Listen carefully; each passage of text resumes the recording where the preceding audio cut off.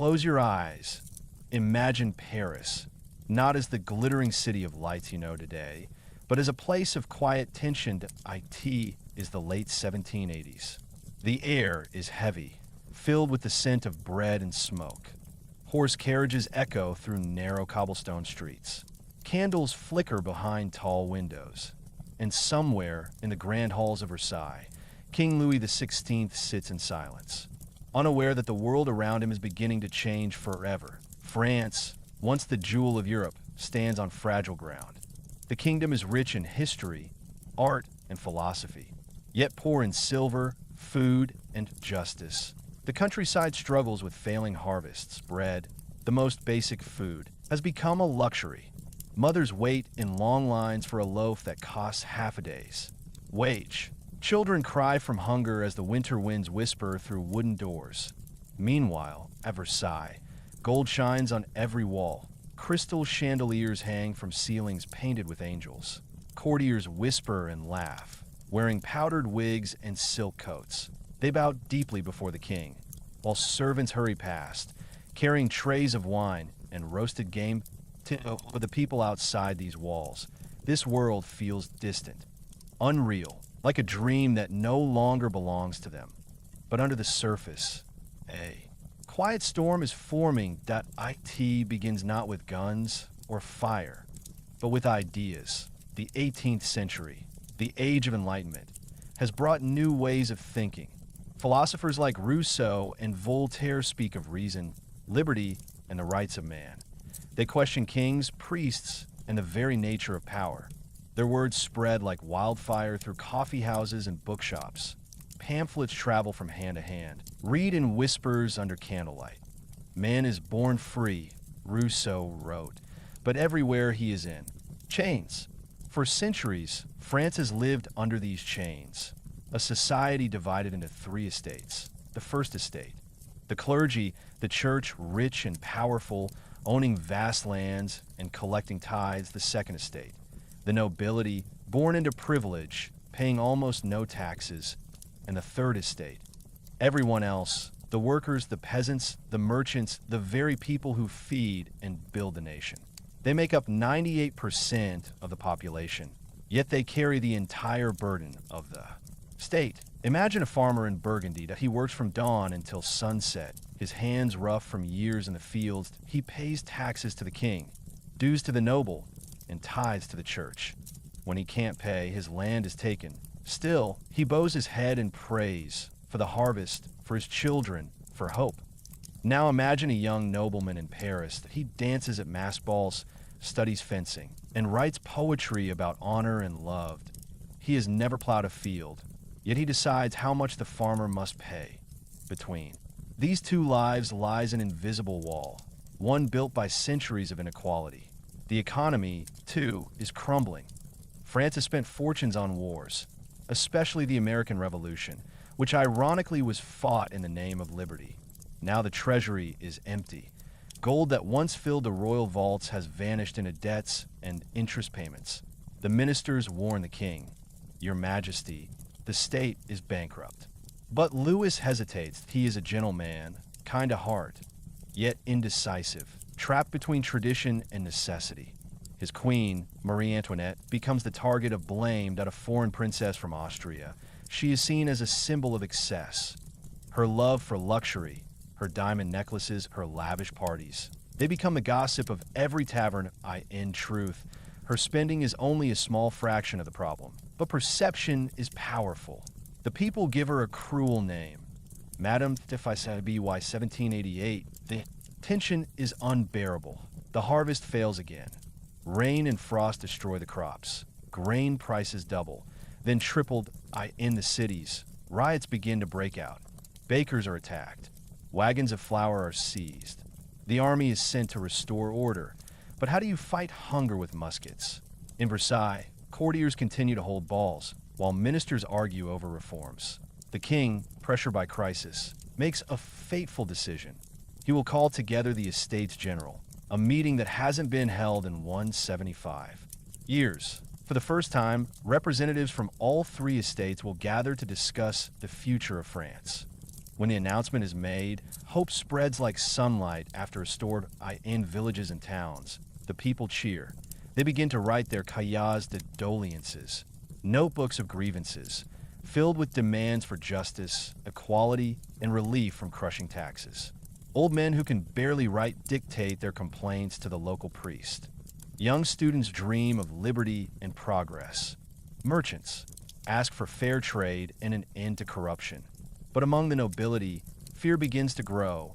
They worry about losing their privileges. They see the third estate rising. Educated, restless, determined. What began as a simple call for reform may soon become something far greater.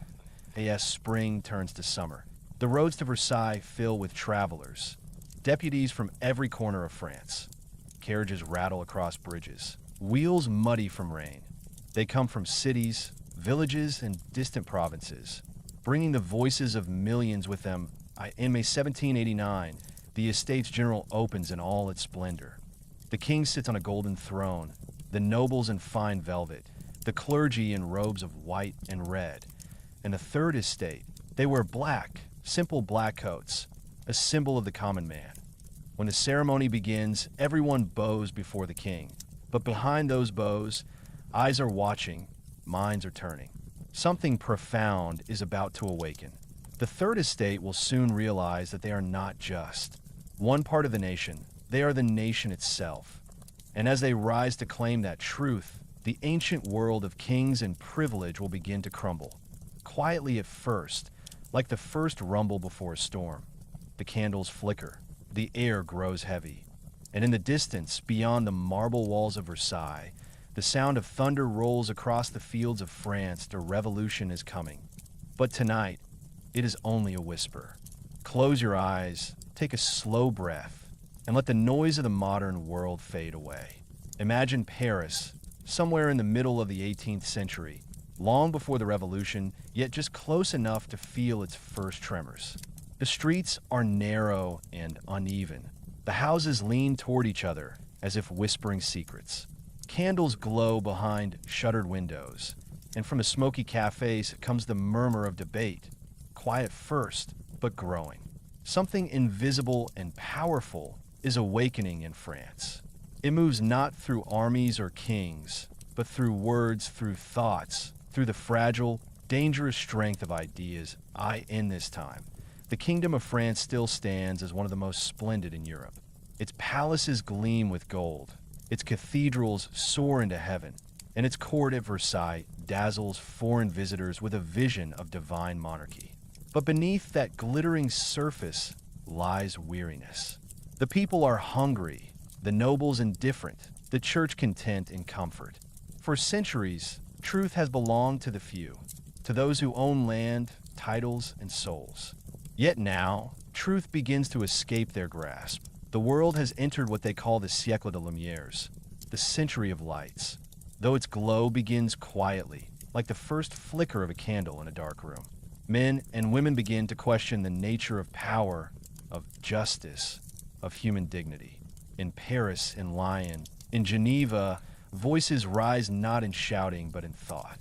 The Enlightenment, as it will be known, begins not with fire, but with reason. Imagine the sound of a quill scratching across parchment. Somewhere in a small apartment above a noisy street, a philosopher leans over his desk. His candle burns low, dripping wax onto his notes. His name is Voltaire. Once a court poet, then a prisoner of the Bastille, he now writes with the calm fury of a man who has seen too much hypocrisy. He mocks superstition, he ridicules tyranny, and he dreams of a world governed by justice, not privilege. His words are banned, burned, and yet they spread. Every copy destroyed gives birth to 10 more. In every tavern and salon, people whisper his name like a spell. Voltaire. Far away, another thinker wanders through the forests of Switzerland, listening to the wind. Jean-Jacques Rousseau, poor, restless, brilliant, believes that humanity has lost its innocence. Man is born free, he writes, but everywhere he is in chains. He dreams of returning to nature, of rebuilding society on the foundations of equality and virtue. His books, too, are banned, but his ideas take root in every restless heart that longs for change. Montesquieu writes of balance, the balance of power that can prevent tyranny. In his Spirit of the Laws, he observes that absolute authority corrupts both ruler and ruled. He suggests that the best government is one where powers are divided, where no single man, no single class can dominate the rest. His theory will later echo through the ages, shaping the constitutions of nations yet unborn. And then there is Diderot, the dreamer who decides that knowledge should belong to everyone. He begins to compile the Encyclopedia, a collection of all human understanding. Philosophers, scientists, and artists join him. For years they write, edit, and argue, while the church watches in alarm. The encyclopedia becomes more than a book. It becomes a symbol, proof that the mind itself can revel, that in the salons of Paris, these men find their audience. Aristocratic women, elegant and fierce, open their doors to debate. The air is thick with perfume and the heat of discussion. Madame Geoffrin, Madame du Defa, Madame Necker, their salons glitter with thought. A poet might argue with a scientist, a nobleman with a philosopher, and in these rooms, rank momentarily dissolves into reason. Servants move silently between the guests, refilling glasses of wine, while outside, the city breathes in the cold night air, but beyond the salons, the same fire burns in humbler places. In the cafes and taverns of the Latin Quarter, students and clerks read forbidden pamphlets aloud. They discuss liberty, tolerance, and the absurdity of inherited privilege. The walls are damp, the air smoky, but the words are bright. In those rooms, the old order is already beginning to die. The church, once the unchallenged guardian of truth, feels its grip slipping. Its cathedrals still stand majestic, but its sermons ring hollow to those who have begun to think for themselves. Many priests live richly, their hands soft with ease, while their parishioners starve. Others, humbler and truer to their calling, sense the growing unrest and pray that the world does not break apart. But prayers cannot stop the tide of reason. Meanwhile, across the ocean, another storm has broken. In America, 13 colonies have risen against their king. They fight not for gold or conquest, but for freedom, the very word that now trembles on French lips. French officers who aid them return home as heroes, carrying not only stories of victory, but the intoxicating scent of liberty. They speak of George Washington, of Jefferson and Franklin, of men who dared to imagine a government by the people. Among them walks Benjamin Franklin himself, welcomed in Paris like a sage. He wears no wig, no medals, only his spectacles and calm dignity. Crowds gather to see him. In his simplicity, the French see everything their own court lacks: honesty, modesty, purpose. He becomes a living emblem of Enlightenment virtue. Yet for all these bright lights, the kingdom remains shrouded in shadow. The gap between rich and poor deepens. The peasants pay taxes until they can pay no more. The nobility flaunt their privilege like armor. The king, gentle Louis XVI, is caught between worlds, a man who wishes to be loved but fears to act. He reads books on reform, then locks them away. His queen, Marie Antoinette, is young, impulsive, and careless with perception. She hosts masked balls, unaware that outside her gates, her people cannot afford bread. Rumors grow like weeds. The people begin to see her not as a woman, but as a symbol of all they despise: excess, vanity, foreignness. The phrase Madame Deficit passes from mouth to mouth. In pamphlets, her face is drawn in cruel caricature, smiling over empty plates. She never says the infamous words, "Let them eat cake," but by now, truth no longer matters. In times of suffering, symbols are stronger than facts. In the printing shops of Paris, pamphlets roll off the presses. The smell of ink fills the air. Each one is more daring than the last. "What is the third estate?" asks the abbé sighs. His answer strikes like thunder. Everything. The third estate, the workers, peasants, and merchants, make up nearly all of France, yet they hold no power. They build the wealth of the kingdom, but cannot shape its laws. They feed the nation, but go hungry themselves. Sigh's words spread faster than fire, faster than fear. Suddenly, every man who pays a tax begins to wonder why he has no voice. This is how revolutions begin, not in violence, but in thought. First comes the idea that things might be different. Then comes the quiet, unbearable realization that they must be E.B.Y. 1788. These ideas are no longer whispers. They are the heartbeat of a nation. Philosophers speak them in drawing rooms. Peasants feel them in their hunger. France has become a powder keg of expectation. The old institutions, church, crown, and nobility, still stand tall, but their foundations are hollow.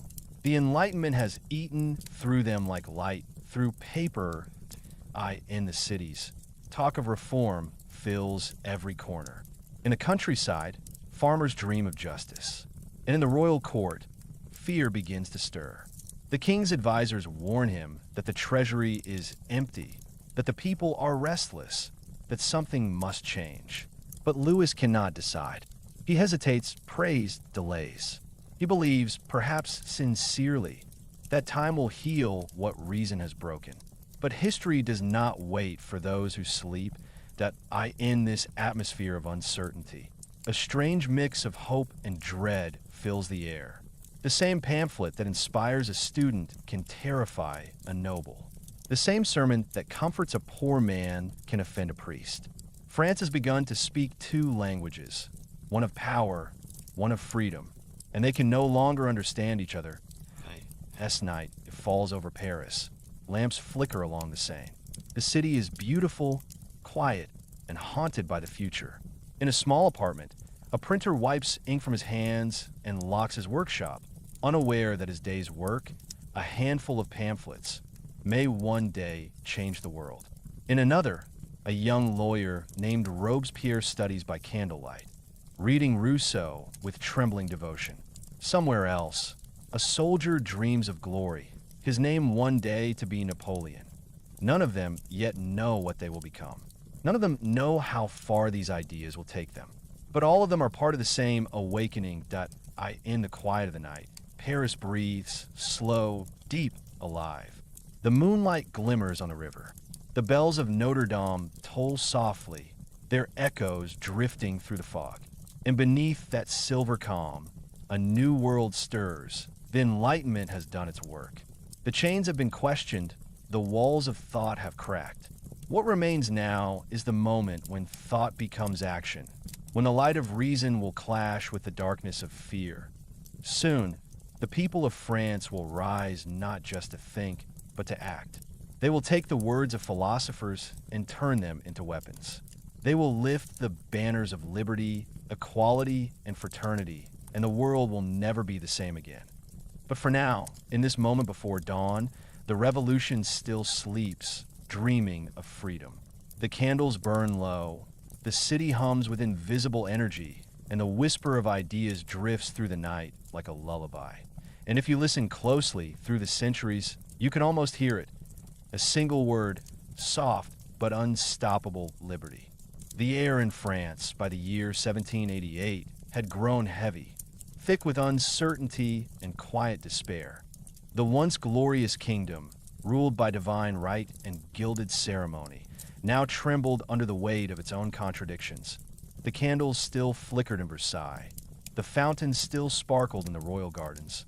But the rhythm of the old world had begun to falter. The hum of discontent was no longer confined to whispers in Parisian salons. It had spread to every corner of the realm. France was, in every sense, at a breaking point. Decades of wars had drained its coffers. The 7 Years' War, fought for empire and prestige, had cost lives and treasure. The support of the American Revolution, noble in spirit but ruinous in practice, had left the treasury bleeding. And yet, even as debts mounted, the court continued to live in ritualized extravagance, as if ceremony alone could hold back the tide. The heart of the crisis was a simple but devastating truth. The money was gone. Louis XVI, earnest but indecisive, stared into the abyss of state bankruptcy. His ministers came and went, each promising reform, each crushed by the weight of privilege and politics. The nobles refused to be taxed. The clergy clung to their exemptions. And the people, the vast, silent majority, paid for it all in sweat, in hunger, in silence. The machinery of the ancien regime had always been delicate, but now it creaked and groaned under pressure. The tax system was chaotic, riddled with exemptions, and corruption. One region might pay double what another paid, while entire provinces avoided taxes altogether through ancient royal charters. The peasantry bore the brunt of this injustice, crushed by both the king's taxes and the nobles' dues in the countryside. Bread was life itself, and now it had become a luxury. The winter of 1788 to 1789 was among the harshest in memory. Fields lay frozen, mills stood silent, and the price of grain soared beyond reach. Mothers lined up outside bakeries before dawn, waiting for loaves that would never come. When the doors stayed shut, desperation turned to anger.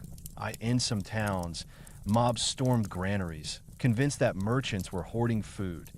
Whispers of conspiracy spread like frost, that the rich meant to starve the poor, that the king had turned away from his people. And in many ways he had, though not from cruelty, but confusion. Louis XVI was a man of contradictions. Shy yet stubborn, kind yet detached, intelligent but easily swayed. He wanted to do right, but could not see what right meant in a world collapsing around him. He tinkered endlessly with the locks in his study, a hobby he found soothing. While outside, the locks of history were breaking open. His wife, Marie Antoinette, became the face of royal indifference, a queen painted in rumor more than truth. She was accused of lavish spending, of jewels and masked balls, of saying, "Let them eat cake," when the people starved. Though she never uttered those words, yet perception mattered. More than fact, the hungry. She was the embodiment of all that was unjust, a glittering symbol of a world that cared nothing for their pain. At BY 1788, the financial crisis had reached its limit. Louis XVI's finance minister, Charles Alexander de Calonne, proposed bold reforms to tax the nobles and clergy, to modernize the system, to sell royal lands. That it was logical and therefore doomed. The privileged orders united against him, seeing in reform not fairness but threat. Calonne was dismissed, and France sank deeper into chaos. The king turned to Etienne Charles de Loménie de Brienne, then to Jacques Necker, a Swiss banker loved by the public for his honesty. Necker's earlier reforms had made him a folk hero, and his return to office in 1788 brought a brief flicker of hope. But hope could not balance the books. The treasury was empty, the credit gone, and lenders refused to trust a crown that seemed unable to rule itself. Last. Faced with no alternative, Louis XVI took the step that would change history.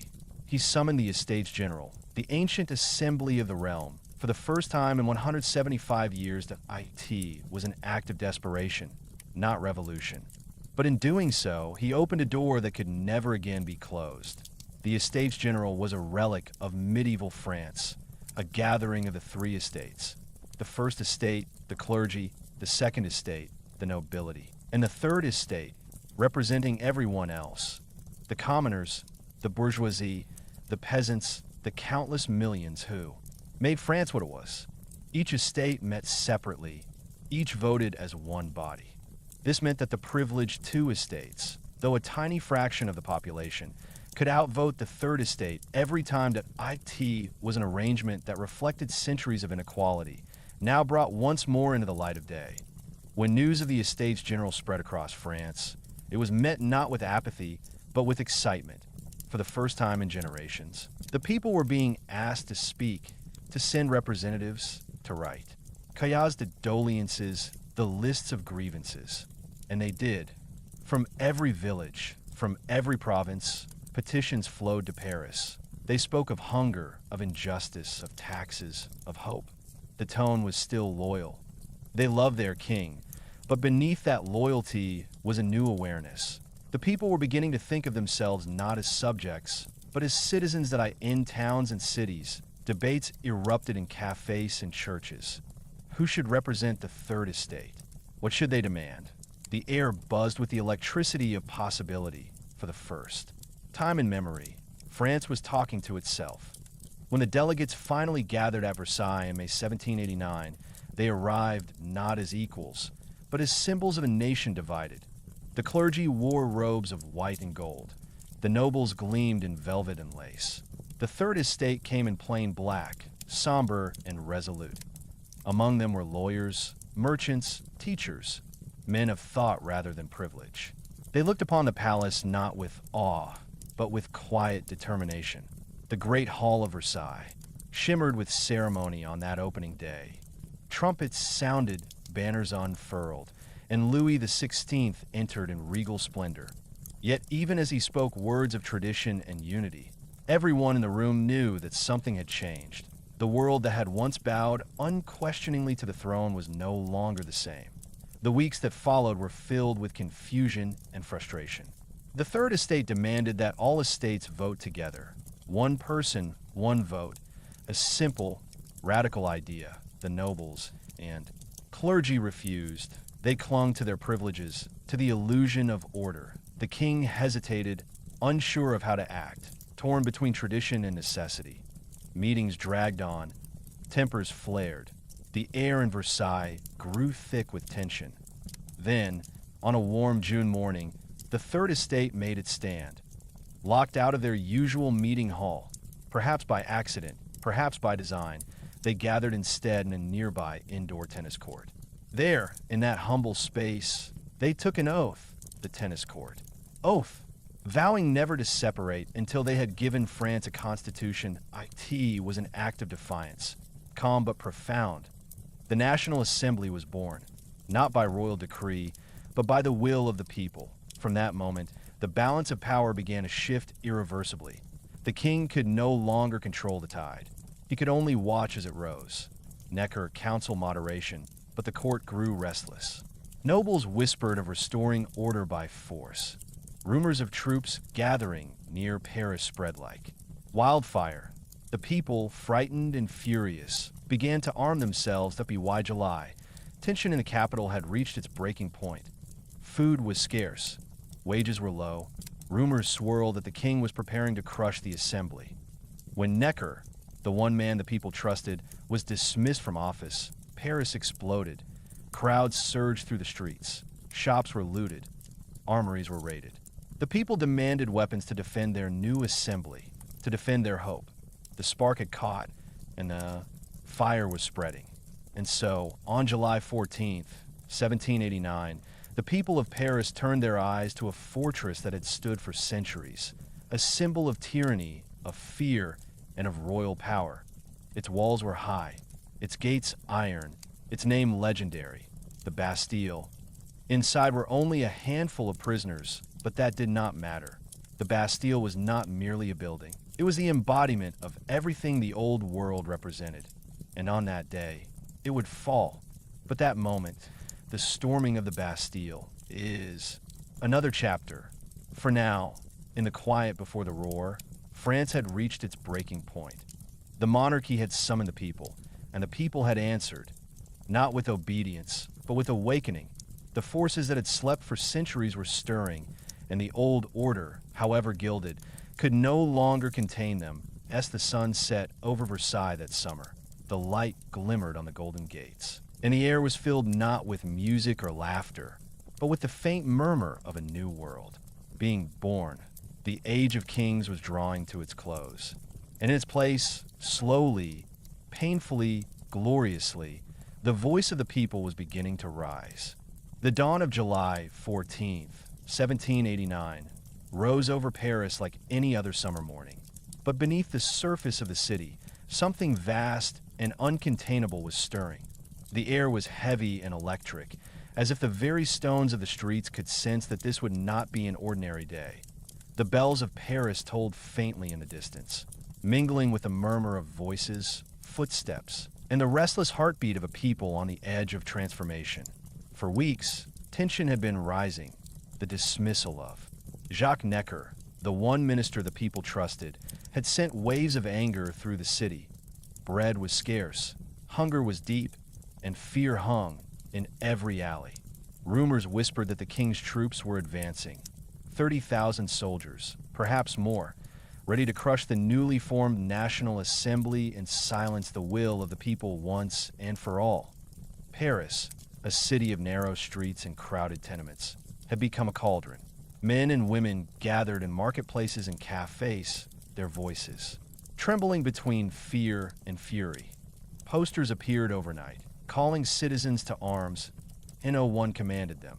Yet they moved as one, drawn by the same desperate instinct to survive, to resist, to take control of their destiny. In the early morning hours, thousands gathered in the square before the Hôtel de Ville, the city hall of Paris. They demanded weapons, powder, and leadership.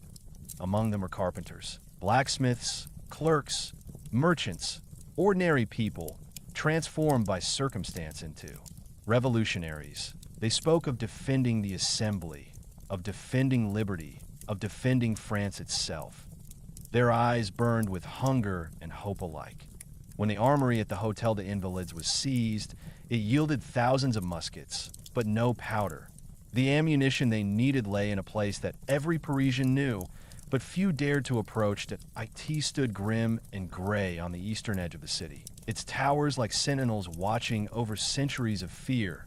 Its name was the Bastille. For generations, the Bastille had loomed over Paris as a symbol of royal tyranny. Its thick walls had echoed with the footsteps of guards and the whispers of prisoners, writers, dissidents, and men who had angered the crown. Few knew exactly what went on inside. That mystery only deepened its power to the people. It was not just a prison. It was the embodiment of oppression, the shadow of monarchy itself. Why mid-morning, the crowds began to move eastward, a slow river of humanity flowing through the narrow streets. Some carried muskets, others pitchforks or makeshift pikes. The tricolor cockade, blue, white, and red, had begun to appear on hats and coats, a new symbol of unity. The sound of drums echoed between the buildings, steady and relentless, like the beating of a collective heart. When they reached the Bastille, the fortress loomed above them, its stones cold and silent. Inside, a small garrison stood guard, less than 100 men, veterans and Swiss mercenaries, commanded by Bernard. René de Launay. He was no tyrant, merely a man caught in history's tide. He had provisions, a few cannons, and orders to hold the fortress. But against what? He could not have imagined the sea of humanity gathering outside his gates. First, the crowd sought negotiation. Delegates were sent inside, asking for the powder and weapons stored within. They spoke politely, almost timidly, for the moment. This was not yet war. But as the hours passed and no agreement came, the mood shifted. The sun climbed higher, the heat thickened, and patience evaporated. Some said the soldiers had fired first, others that it was a nervous shot from the crowd. And one knows for sure. But that single gunshot, whether accident or intent, shattered the last thread of restraint. Chaos erupted. The roar of the crowd rose like thunder as men surged forward, firing muskets, hurling stones, tearing at the chains of the drawbridge. Smoke filled the air, thick and acrid, stinging the eyes and burning the throat. Cannons were dragged into position. Not military pieces, but old, borrowed guns from city walls, their barrels loaded with scrap metal and fury. Each blast echoed across Paris, a drumbeat announcing that the people had declared themselves sovereign. Inside, Delaunay's men fought desperately.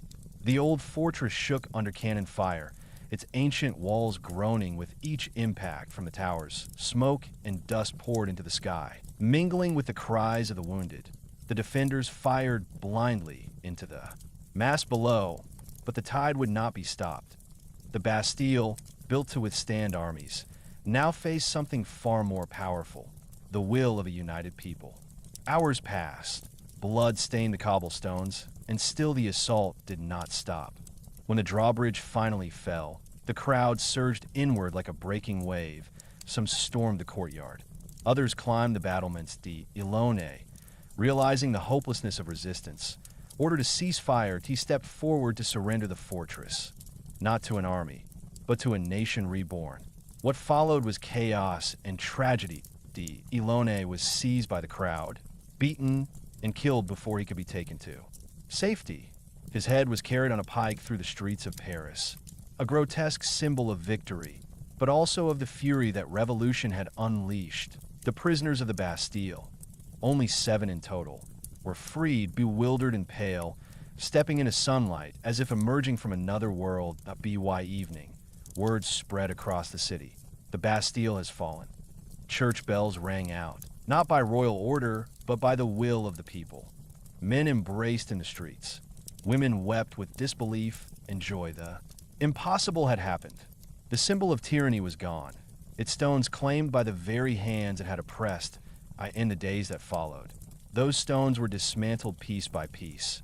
Each fragment became a relic, carried off as proof of the people's triumph. Some were sent to distant provinces, some kept as charms, others ground into dust. The Bastille, which had once cast its shadow over Paris, now existed only in memory. A ghost of the past swept away by the wind of change. Versailles. The news arrived like a thunderclap.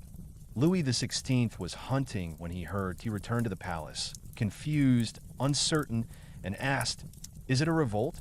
The reply came, "No, sire, it is a revolution." That simple exchange marked the end of one world and the beginning of another. For centuries, France had been a kingdom of subjects. Now, it was becoming a nation of citizens in the weeks that followed, power began to shift in visible ways. The king, stunned but not yet dethroned, recognized the National Assembly. The tricolor flag was adopted as the emblem of a new France. Blue for the city of Paris, red for its courage, and white for the crown that must now coexist with the people. The city formed its own militia, the National Guard, led by Lafayette, hero of the American Revolution. The new kind of order was taking shape, fragile, uncertain, but born of hope. Yet even as the streets celebrated, darker undercurrents flowed. The fall of the Bastille had unleashed forces that could not easily be contained. Rumors of plots and betrayals spread quickly. Nobles fled the country, fearing vengeance. Pamphlets spoke of liberty and equality, but also of justice. And justice, in times of upheaval, can be a dangerous word. Still, for a brief and shining moment, France seemed to stand at the threshold of a better world, in the markets and cafes. People spoke of Le Peuple, the people, with pride. Newspapers printed declarations of rights and visions of reform. Children played in the ruins of the Bastille, their laughter mingling with the songs of liberty echoing through the streets. The storming of the Bastille was more than an act of rebellion. It was the birth cry of a nation. It marked the moment when fear changed sides, when the powerless discovered their own strength.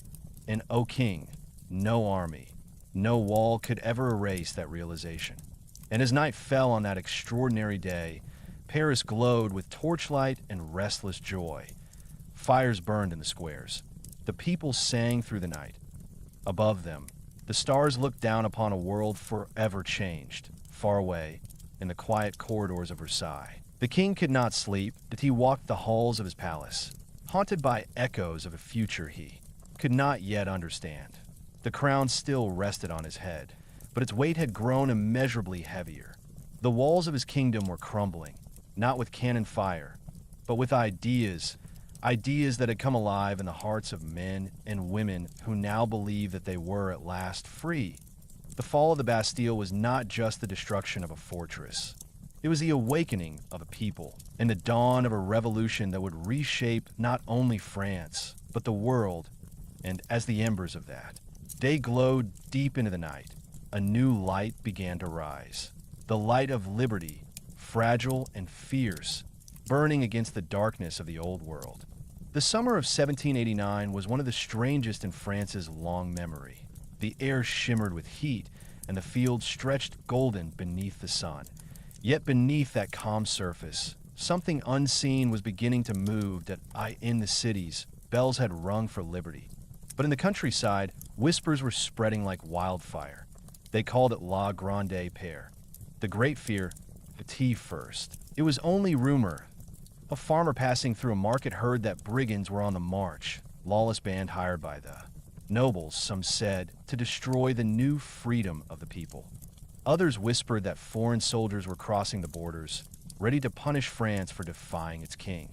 The stories changed from village to village, each more frightening than the last. And no one knew what was true. But in a time when fear ruled every heart, truth mattered less than belief. By mid-July, fear had become a living thing that it moved with the wind, crossed rivers and forests, traveled in the footsteps of travelers and merchants from one valley to the next. It carried tales of burning granaries, murdered peasants, and nobles sharpening their swords. When one village heard the rumor, its church bells would ring an alarm, and the next village, hearing the sound, would believe the threat was real. Within days, all of rural France seemed to tremble as in the village of Saint Berlin, a woman ran into the square, crying that the brigands were coming. Men dropped their tools. Farmers left their plows. Standing in the fields, they gathered what weapons they could, pitchforks, scythes, old muskets, and waited for enemies that never arrived. When the sun rose the next day, they saw no army, no soldiers, no flames, but they had already seen too much in their minds. They could not unsee it. The great fear spread not through sight, but through imagination. And imagination, once awakened, can be stronger than any army that in some places. That fear turned to rage. If the nobles were sending brigands against the people, then the people would strike first. Peasants began to gather in small groups, then in mobs. They marched to the nearest chateau, demanded to see the deeds and charters that bound them to their lords. Those old papers, les terriers, held the record of centuries of feudal dues. The tithes, the taxes, the unpaid labor the peasants. They were chains on parchment. And so, the peasants did what frightened people do when they're no longer afraid. They burned them in the fields, bonfires, rose like stars on earth. Men and women stood together, watching the old documents curl and blacken, their faces lit by the orange glow. Some sang hymns, others wept. The ashes drifted upward into the night sky, carrying with them the ghosts of 1,000 years of servitude. In the chateau at Longny-sur-Perche, the lord's family fled before dawn, their carriage vanishing down the road as the villagers approached. They did not harm the house. Not yet.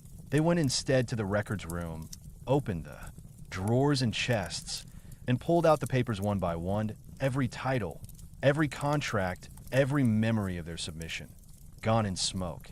And when the fire had died down, they rang the church bells again, not in fear this time, but in triumph. All across France, the pattern repeated. The great countryside, calm, quiet, and ancient, became a sea of rebellion in Burgundy. Peasants looted the wine cellars of the abbeys that in the Limousin. They stormed manors and demanded the end of hunting rights that had forbidden them from feeding their own families that in the Auvergne. They refused to pay feudal rents. The entire kingdom seemed to awaken from a dream of obedience.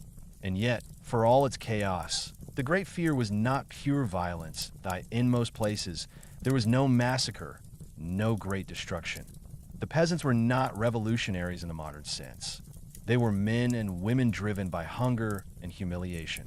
They wanted peace, but they wanted it to be their peace, not one written in the language of lords and priests. They wanted to live, to be left alone, to be free. The nobles, terrified, fled the countryside. Some sought safety in the cities. Others crossed the borders into Switzerland, Germany, and England. They called themselves émigrés, exiles of the revolution. They would never forget the sight of their own peasants rising up against them. They wrote letters to foreign courts, begging for intervention. The revolution, they warned, was devouring France. Back in Paris, the National Assembly listened to the reports with growing alarm. The deputies had declared liberty, but they had not intended anarchy. The great fear they feared could destroy everything they had built. And so, on the night of August 4th, 1789, they gathered in the Hall of Versailles to debate what must be done. That night would become one of the most extraordinary in modern history. Point one by one. Noblemen and clergy stood to speak, and One by one, they gave up their ancient privileges, the right to collect tithes, the right to demand labor, the right to hunt, to judge, to tax. All abolished. It was not planned. It was not reasoned. It was as if the spirit of the revolution had entered the chamber itself. When dawn came, the deputies looked around the room in disbelief. The feudal system, the framework of France for nearly 1,000 years, was gone. What had been born in rumor and fear had ended in liberation. The Great Fear had forced their hand, and in doing so had set the revolution on a path no one could reverse. Outside Versailles, the sun rose over a changed country. The bells that had rung in terror now rang in celebration. Peasants went back to their fields, the air still heavy with the scent of burned paper. They did not yet know what freedom would mean, or how much it would cost. But they knew the old world had ended, and something new had begun in a farmhouse in Normandy. A boy asked his father what it meant, why the bells were ringing, why the nobles had fled. The father looked out at the horizon, the wheat swaying in the morning breeze. He did not have the words to explain it, but he said softly, "It means that from now on, we will live by our own hands." And perhaps that was the truest meaning of the Great Fear. Not panic, not chaos, but awakening at a moment when a people who had lived for centuries in shadow suddenly looked around and realized that the power they had always feared had never truly been greater than their own. The revolution had begun in the streets of Paris, but in that summer, it reached the fields, the villages, the barns and meadows, and it took root there, deep and strong.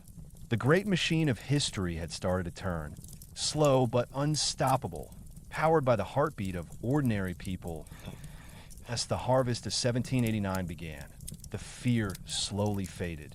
But the memory of it, the way rumor could topple castles, the way courage could rise from hunger, never disappeared. It lived on in stories and songs, in the quiet pride of those who had stood together and said no more. And so, under the wide sky of France, with the scent of cut wheat in the air and the last fires of summer dying down, the revolution moved into its next stage. No longer a dream, but a force of nature. The Great Fear had passed, but what it left behind would change the world forever. The night air over Paris in 1789 carried a different sound now that It was no longer the restless echo of fear or the clamor of rebellion.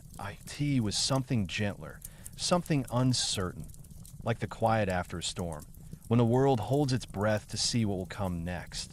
The Bastille had fallen. The countryside had burned away its fear. Now, in the halls of the National Assembly, men spoke of freedom not as a dream, but as a law. The candles burned late in Versailles that summer, inside the vast hall. Deputies bent over parchment and ink, their voices low but determined. They were no longer just representatives of estates or classes. They had become the architects of a new France, one built not upon privilege or birth, but upon the fragile, glowing idea of rights. And on August 26, 1789, those ideas took form in words that would echo across centuries. They called it La Déclaration de droits de l'homme et du citoyen, the Declaration of the Rights of Man and of the Citizen. The preamble began, simply as all great things do. Men are born and remain free and equal in rights. The sentence hung in the air like light through a window. It was not just a statement. It was a revolution written in INK and O King. No priest, no noble could erase it. Each article of the Declaration was a step away from the old world. Liberty, property, security, resistance to oppression, the sovereignty of a nation, not the crown. Law is the expression of the general will, equality before the law, freedom of speech, of religion, of thought. And yet, even as the deputies signed their names, the world outside those walls was restless. Freedom, once spoken aloud, refuses to stay stilled. It spreads like music, sometimes harmonious, sometimes wild. In the streets of Paris, pamphlets fluttered like leaves in the wind. People read the Declaration aloud in cafes, in workshops, in the narrow alleys of the Marais. For the first time, the poor could feel that they, too, had a voice in the destiny of France. But words, no matter how noble, cannot fill an empty stomach. The harvest of 1789 had been poor, and bread was scarce. Every day, thousands stood in line before the bakeries, clutching their last coins. Mothers whispered the articles of the new declaration to their children like prayers, hoping that liberty might somehow taste like bread. Meanwhile, at the Palace of Versailles, King Louis XVI was trapped between two worlds that he was still king. But no longer sovereign, he could not decide whether he was a ruler or a prisoner of his own people. The Queen, Marie Antoinette, walked through the marble corridors, listening to the sound of distant crowds. Once, she had been adored. Now she was despised, a symbol of excess in a time of hunger. Her letters to her family in Austria grew more desperate with each passing week. In October, a new kind of march began, not of soldiers, but of women. They came from the markets of Paris, carrying pikes, broomsticks, and loaves of bread as banners. Their voices rose not in anger, but in demand. Bread, bread for our children. It was raining as they walked the long road from Paris to Versailles. 12 miles of mud, determination, and exhaustion. They arrived soaked, hungry, unafraid. When they reached the palace gates, they called out for the king, for justice, for food, and no army could have stopped them. They were the people, and the revolution now wore their faces to belie nightfall. The royal guards had fallen, and the women entered the palace. They stormed the halls, shouting for the queen. Marie Antoinette stood on her balcony, pale but proud, facing the crowd. Some cried for her death. Others, moved by the sight, lowered their weapons. The queen curtsied. It was a gesture of grace or surrender. The next morning, Louis XVI agreed to leave Versailles. The long procession began at dawn. The king, the queen, and their children in a carriage, surrounded by a river of people in front of them. A cart carried the loaves of bread the women had demanded. Behind them, the palace stood silent and empty, its mirrors, reflecting only ghosts. The royal family's destination was Paris, the heart of the revolution. As they entered the city, the crowd chanted, "The baker, the baker's wife, and the baker's boy." It was cruel, perhaps, but also strangely tender. They were no longer rulers set apart. They had become part of the story, captives of history itself. In the months that followed, France tried to balance on the thin line between monarchy and freedom. The Constitution of 1791 took shape slowly. Painfully did it preserve the king, but limited his power. It gave citizens the right to vote, but only those who owned property. That it was compromise, fragile, imperfect, but necessary. For a moment, it seemed that France might become a constitutional monarchy, a nation reborn through reason. But the revolution, once awakened, could not sleep again. In the clubs and taverns of Paris, new voices were rising, fiery, impatient, unwilling to wait for half measures. The Jacobins, the Cordeliers, the men who would soon call for a republic without a king. They spoke with conviction, their words sharp as knives and bright as torches. Outside France, the crowned heads of Europe watched with dread if France could overthrow its monarchy. What would stop others from doing the same? Whispers spread through Vienna, Berlin, and London of intervention, of war, of restoration. And so, even as France tried to build peace at home, the shadow of conflict crept closer from abroad. In the Tuileries Palace, the king grew restless. He played the part of the constitutional monarch, signing decrees and attending ceremonies. But his heart was elsewhere. Night, he met with loyalists and foreign agents, plotting in. Escaped, he dreamed of reaching the fortress town of Montmedy, near the Austrian border, where troops loyal to him were waiting. On the night of June 20th, 1791, the royal family disguised themselves and fled Paris. They traveled in a heavy coach, moving slowly through the countryside. But freedom, once lost, is difficult to reclaim. The town of Rennes, they were recognized at a postmaster, holding a coin bearing the king's face, looked at the traveler before him, and saw the same face in the lamplight. The alarm was raised by dawn. The royal family was surrounded by a crowd. The journey was over. When the carriage returned to Paris, the silence was more terrible than any shout. The people stood watching as their king, their would-be fugitive, passed through the streets, and one bowed, and one cheered. Only the sound of wheels on cobblestone, rolling toward an uncertain fate, the illusion of monarchy had shattered. Trust had turned to suspicion, reverence to resentment. The king was no longer a symbol of unity, but of betrayal. The revolution, once content with reform, now began to whisper of something else, of a republic born not from compromise, but from conviction that in the assembly. Debates raged through the night. Was it possible to have a king who fled his own people? Could liberty coexist with a crown? The more they argued, the clearer it became that the revolution had outgrown its monarch. And yet, amid the turmoil, there was still beauty. The ideals of 1789 had not faded, they lived. In the hearts of teachers, craftsmen, soldiers, ordinary people who still believed that reason could guide the world, in small towns, new schools opened, in the countryside, peasants planted crops on land that was now their own. Freedom, though fragile, had roots. Paris itself seemed transformed. The city that once bent under royal command now moved to the rhythm of its people. The tricolor flag waved above the Hôtel de Ville, its blue, white, and red stripes shimmering in the wind. The colors of a nation still learning to define itself. Night. The Seine reflected the glow of 1,000 lamps, and from open windows came the sound of quiet laughter, the murmur of new beginnings. But beyond the laughter, there was unease. The revolution was a living thing, unpredictable, beautiful, and dangerous. The same fire that had burned away tyranny could, if untamed, consume everything in its path. As autumn turned to winter, France stood at a crossroads. The king lived, but his crown was cracked. The people were free, but their future was uncertain. And somewhere in the distance, the drums of war were beginning to beat.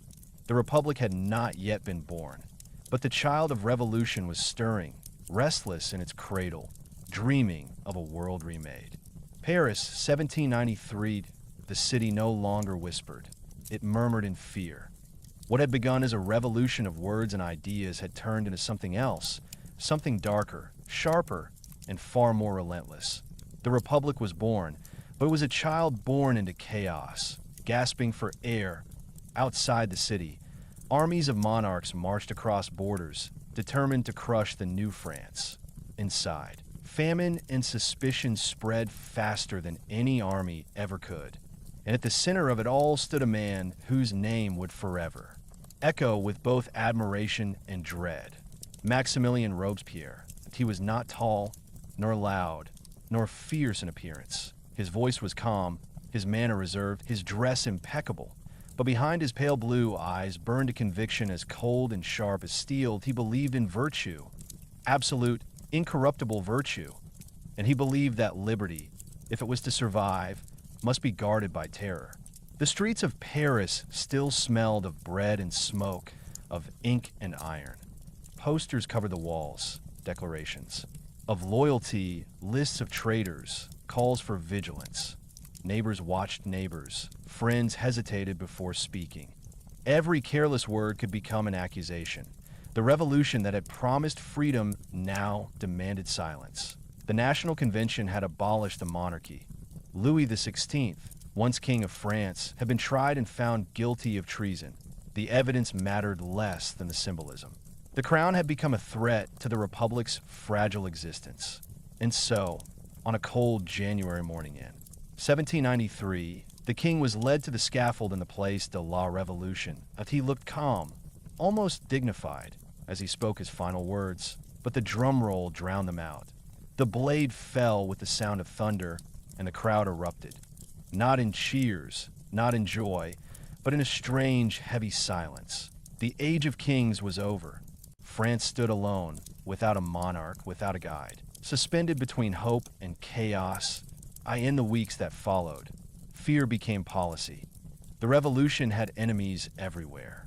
Royalists, foreign armies, moderates who spoke of mercy, radicals who demanded more blood. The republic was surrounded by threats, some real, most imagined survive, it created a weapon sharper than any sword. The Committee of Public Safety, 12 men, chosen by the convention, given power without limit. Their task was to protect liberty by any means necessary. And at their head was Robespierre, the incorruptible. Each morning, the committee met in a dimly lit room, heavy with the scent of wax. And ink, maps covered the walls, pins marking the fronts where French armies fought against Austria, Prussia, and Britain. Reports poured in from the provinces. Revolts, shortages, conspiracies. Every report seemed to confirm the same truth. France was bleeding, and only discipline could save her. Robespierre spoke little, but when he did, his words carried the weight of law. Terror, he said, is nothing more than swift, severe, inflexible justice. It is virtue applied to necessity. Outside, justice took a different form. The Revolutionary Tribunal worked day and night. The judges wore plain black robes. The accused wore fear. Some were nobles, some priests, some peasants, some who had once cheered the fall of the Bastille. In the eyes of the tribunal, suspicion was guilt, and hesitation was betrayal. The guillotine, once a symbol of equality, a humane invention, became the heartbeat of the revolution that dawned. The carts rolled through the streets, carrying the condemned too. The Place de la Revolution. Crowds gathered in silence. Mothers held their children close. The blade rose and fell with mechanical rhythm. Swift, efficient, endless. Some said they could hear its echo even in their sleep. Others swore that Paris itself had forgotten how to dream. Among those condemned was Marie Antoinette. Her trial was short, her guilt predetermined. She had once lived surrounded by silk and mirrors. Now she rode in a wooden cart, her hair shorn, her face pale and calm. As she stepped onto the scaffold, she apologized to her executioner for stepping on his foot. Then, like her husband, she was gone. The last queen of France vanished into history, her name reduced to a whisper carried by the wind in the countryside. The revolution's reach extended far beyond Paris. The Vade rose in rebellion. Farmers, priests, and royalists fighting for a lost world. The Republic responded with fire. Villages burned, fields were razed, and the rivers of western France ran red. The revolution, once the hope of humanity, had become its own executioner. Yet in the hearts of many, belief remained, they told themselves, that this terror was only a phase, the fever before recovery, the night before dawn. And indeed, there was method in the madness. The armies of the Republic, disciplined and fierce, pushed back the invaders. The people, however exhausted, remained united. Even fear, when shared, could be a kind of strength. But Robespierre's purity demanded more than victory. It demanded perfection, that he spoke often of virtue, of the moral duty of citizens, of the corruption of luxury, of the sanctity of the Republic, that he dressed simply, refused excess, avoided pleasure to his followers. He was a prophet to his enemies. He was a tyrant cloaked in virtue. The more power he held, the more he distrusted those around him. His former allies, Danton, Desmoulins, men who had once fought beside him, began to question the endless executions. They called for clemency, for peace. Robespierre called it weakness. And soon, they too were arrested, tried, and condemned. When Danton mounted the scaffold, he looked at the crowd and laughed bitterly.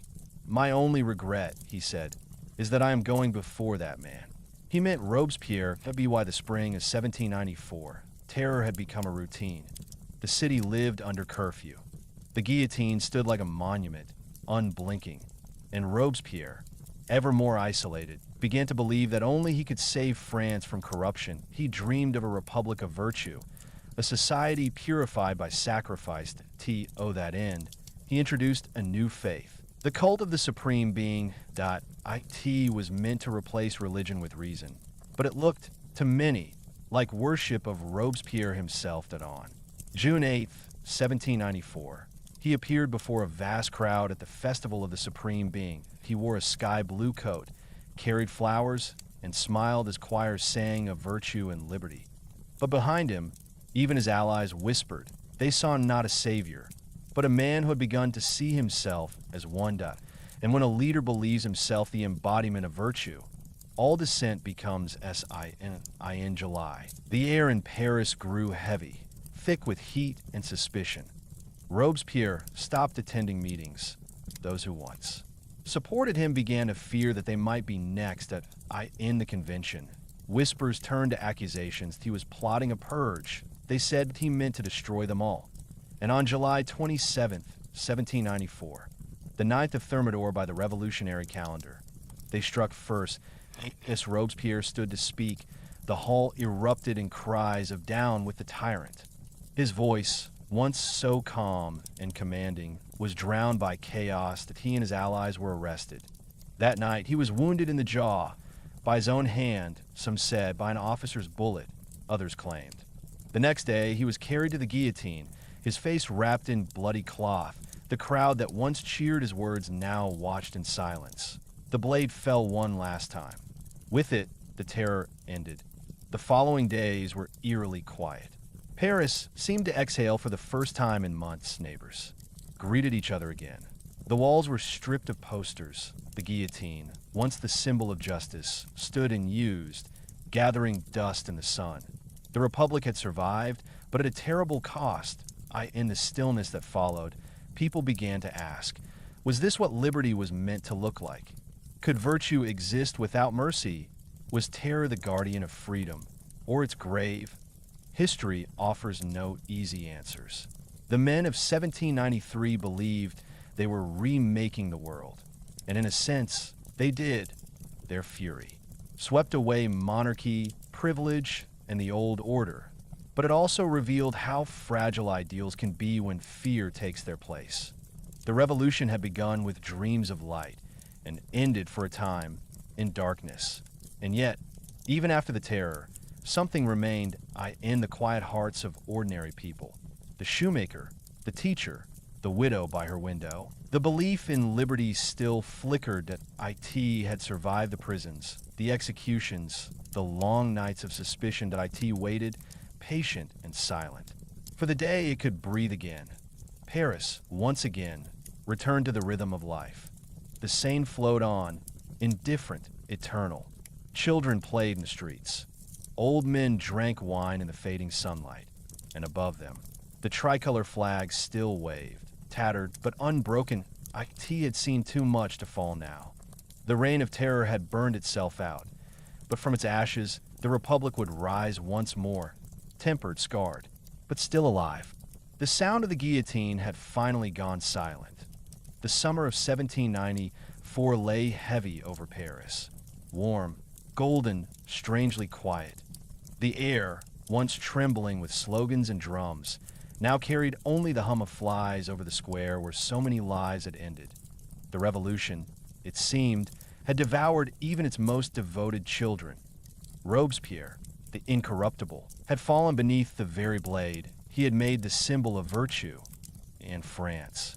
France stood blinking in the sunlight, uncertain whether it had just survived tyranny or destroyed salvation.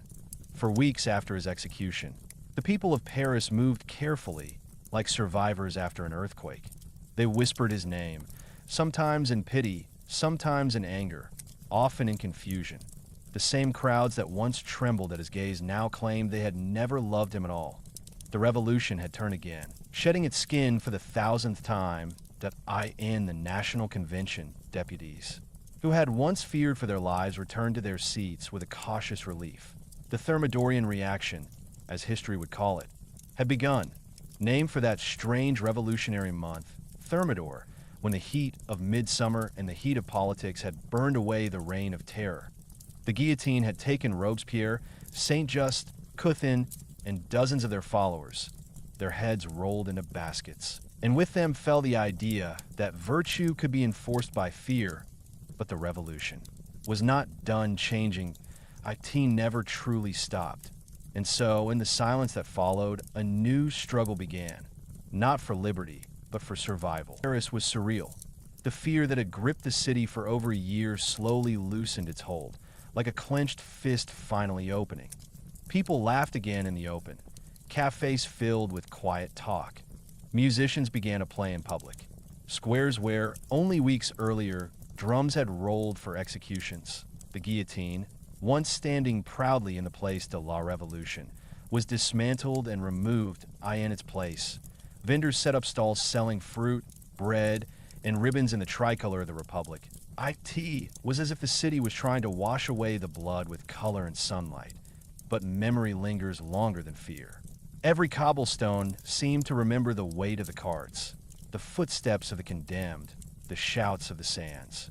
Culottes demanding justice. The sans-culottes, those fiery working-class revolutionaries who had once been the beating heart of Paris, found themselves adrift. The new leaders of the convention distrusted them. They had served Robespierre, they had marched for terror, and now they were seen as dangerous relics of an age the new republic wanted to forget. Bread was still scarce, prices still high, and anger still smoldered beneath the surface. Reclaims power inside the National Convention. A new order took shape. The survivors of Thermidor were determined never again to let one man, or one idea, hold absolute power. The Committee of Public Safety was stripped of its authority. The laws that had allowed arrest without trial were repealed. The revolutionary tribunals were dissolved or purged. Even the language of politics softened. Words like virtue and terror were replaced with order and moderation. But moderation, in a city that had lived on passion, was a fragile thing. Every deputy carried guilt for the people they had condemned, the votes they had cast in silence, the nights they had survived when others had not. Many feared vengeance. Others longed for forgiveness. But forgiveness was a scarce currency in revolutionary France that Robespierre's enemies began rewriting the story almost immediately. They painted him as a madman, a fanatic drunk on blood and power. Pamphlets spread across the city, some claiming he had plotted to make himself king, others that he had intended to destroy the convention entirely. Whether these claims were true mattered less than the comfort they brought. It was easier to believe that one man had caused the terror than to face the truth that thousands had cheered it on. The return of pleasure with terror gone, Paris rediscovered something it had long forgotten. Pleasure. Theaters reopened. Cafes were crowded again. Fashion returned in a rush of silk, lace, and powdered hair. Women known as the Merveilleuses, the marvelous ones, paraded through the streets in extravagant dresses inspired by ancient Rome. Men called incroyables, the incredible ones, strutted in tight trousers, bright cravats, and high collars, mocking the austerity of the terror. It was as if the city had decided to laugh in the face of death. The salons buzzed with talk of art, love, and gossip. Ballrooms filled with candlelight and music. Evenings that had once been darkened by fear now glowed with defiant joy. Yet beneath the surface, tension simmered. The poor still starved, the war still raged, and the ideals of equality seemed to drift further away. Liberty had survived, but fraternity was fading, and equality was becoming a memory. Terror, ironically, the fall of the Reign of Terror brought with it a new kind of violence. Across France, especially in the southern provinces, gangs calling themselves the Jeunesse Dorée, the Gilded Youth, hunted down former Jacobins and sans-culottes. They shaved the heads of those they captured, beat them in the streets, or murdered them outright. That it was vengeance, not justice. A mirror image of the terror that had come before, only now painted in different colors. In Lyon, in Marseille, Bordeaux, prisons filled once again, this time with those who had once served the revolution. Old enemies of Robespierre returned from hiding, their knives sharpened by memory. The people who had once been executioners now became victims, and still, the revolution devoured its children. The convention tried to contain the violence, but its authority was weak. France was exhausted. The war against the European monarchies continued, but the nation's spirit was fractured. The people had grown weary of idealism. They wanted stability, bread, safety, peace. In 1795, the convention began drafting a new constitution, one that would end the revolutionary fervor and build a system based on law, not passion. The result was the Constitution of Year 3, which created a new government. The Directorate at IT would be led by 5 directors. chosen from among the deputies, each meant to balance the other's power. Below them would sit two legislative councils, the Council of 500 and the Council of Ancient, and no single man could dominate again. At least, that was the hope. But the Directory was born not out of vision, but out of exhaustion. It promised stability, yet lacked conviction. It sought peace, yet inherited endless war. The people, once so filled with revolutionary fire, now watch politics with weary detachment. Many longed for the simplicity of monarchy again, not out of love for kings, but for the peace they once represented. The ghost of Robespierre still, even in death, Robespierre's shadow lingered. Some whispered that he had been right, that liberty without virtue was corruption, that the revolution had lost its soul. Others spat at his name, blaming him for every horror, every injustice, every sleepless night. His image appeared in caricatures, a bloodthirsty tyrant, a fanatic prophet, a monster who had preached morality while presiding over death. But among the poor, the workers, the forgotten sans-culottes, there remained a strange respect. They remembered his speeches, his belief that the republic should serve the humble, not the powerful, in their small apartments, lit by candles and hunger. Some still called him the friend of the people. The meaning of Thermidor as the months passed, historians would begin to speak of Thermidor as more than just a date. It became a symbol. The moment when revolutions consume their extremes, when fire cools to ash, when ideals meet exhaustion. Thermidor was not peace. It was the pause between storms. France had escaped terror, but not turmoil. The Directory that followed would stumble through corruption, inflation, and political chaos. Elections were rigged, coups attempted, alliances broken. It was a government that sought to forget the revolution's passion, but could not escape its shadow. And somewhere in the background of this new age, a young general named Napoleon Bonaparte began to rise. He was quiet, brilliant, and relentless. Where the politicians hesitated, he acted. Where they compromised, he conquered. In him, the revolution would find its next chapter, not of liberty or virtue, but of glory. A night after the Terror for now, though in that fragile summer of 1794, Paris rested. The city that had seen so much death began to breathe again. The Seine reflected the soft glow of lanterns. Lovers walked along the quays, whispering as if afraid to wake history. The bells of Notre Dame, long silent, rang again across the rooftops, in small rooms. Men and women fell asleep without fear of a midnight knock on the door. The revolution, for the first time in years, seemed to be dreaming, not of vengeance or virtue, but of rest. Some said the air itself had changed, lighter somehow. The blood on the cobblestones had been washed away by rain, but the memory of it remained. And in that memory lay a quiet lesson. Liberty cannot survive when guarded by terror. Justice cannot live where mercy has died. The revolution had learned this too late, but it had learned. The fires of Robespierre had burned out, leaving behind the faintest glow, the dream that began it all. A world of free citizens, equal in law, bound not by fear, but by hope. And so, as the moon rose over the still waters of the Seine, the new republic, fragile, scarred, uncertain, began again. The streets were quiet, the air warm, and for the first time in years, Paris could finally sleep. The dawn of a new France rose quietly over the ruins of the OLD BY 1795. The fires of revolution had dimmed to embers, their glow fading beneath the weight of exhaustion. The cries for liberty had softened into sighs of survival. Where once the streets of Paris thundered with the voices of the people, now came only the creak of wagons, the chatter of markets, and the restless murmurs of soldiers returning from endless war.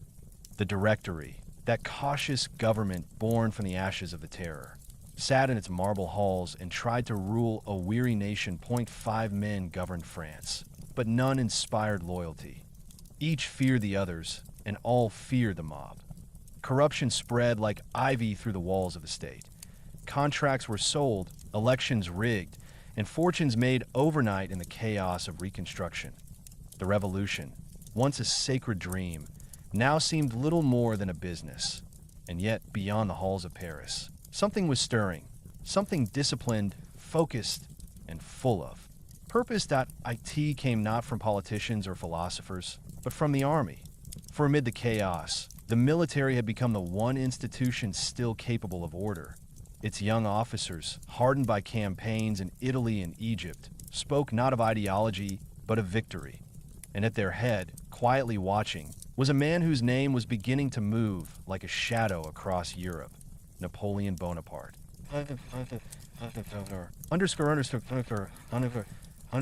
A soldier of the Republic. Napoleon had been born on the island of Corsica, far from the marble corridors of Versailles or the smoky cafes of Paris. He spoke French with a rough accent, carried himself with the pride of an outsider, and saw in the revolution not chaos, but opportunity. For men like him, ambitious, talented, and poor, the fall of the aristocracy had opened doors once forever closed. Like Brienne, he had studied artillery. Mastering the mathematics of destruction, alone, he proved his genius, retaking the city from royalist rebels with a precision that astonished his superiors. By 24, he was a general. By 26, a legend among soldiers. He fought not for kings or creeds, but for destiny itself. The Directory. Napoleon was both a weapon and a warning.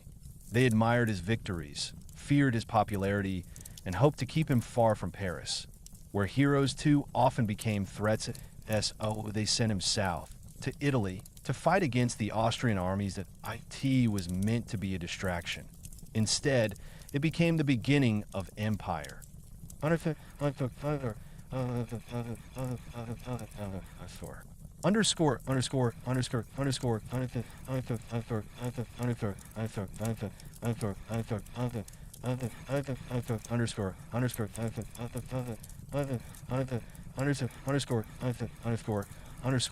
The Italian campaign in the spring of 1796. The French army of Italy was starving, poorly equipped, and close to mutiny.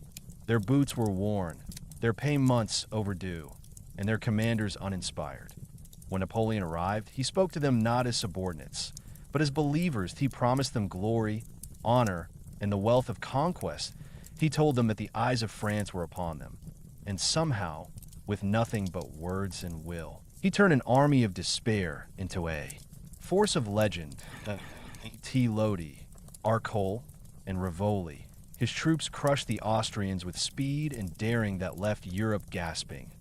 He became the voice of victory, the living proof that France could still command its destiny. Letters poured into Paris describing his genius.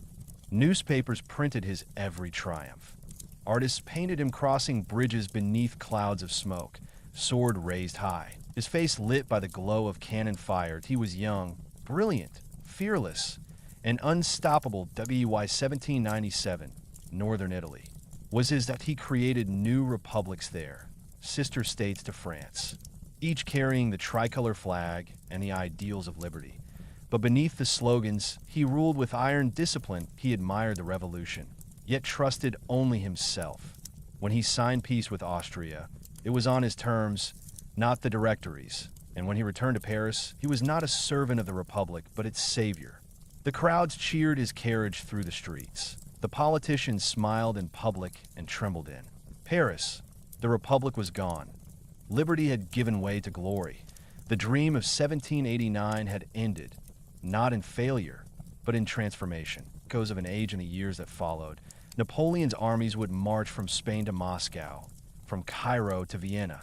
They carried not only muskets and cannons, but the code, the flag, the ideals of equality born a decade earlier in the streets of Paris.